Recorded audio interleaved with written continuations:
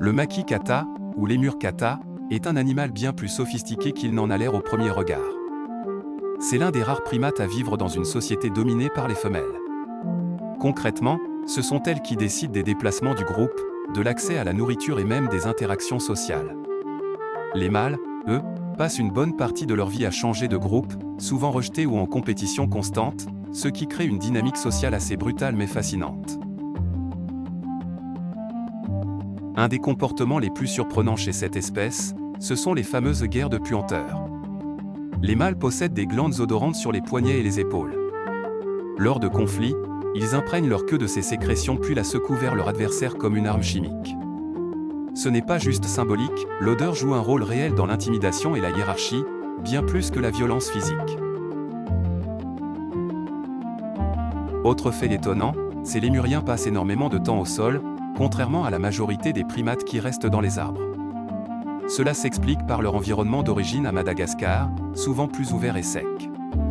Cette adaptation les rend très agiles à la fois au sol et en hauteur, mais aussi plus exposés aux prédateurs, ce qui explique leur vigilance constante.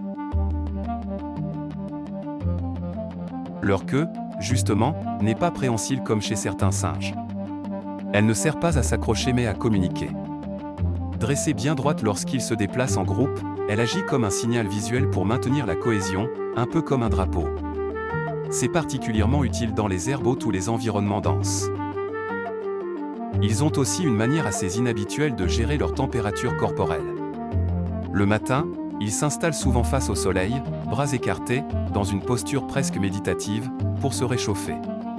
Ce comportement est assez rare chez les primates et rappelle presque celui des reptiles. Cela leur permet d'économiser de l'énergie dans des environnements où les nuits peuvent être fraîches.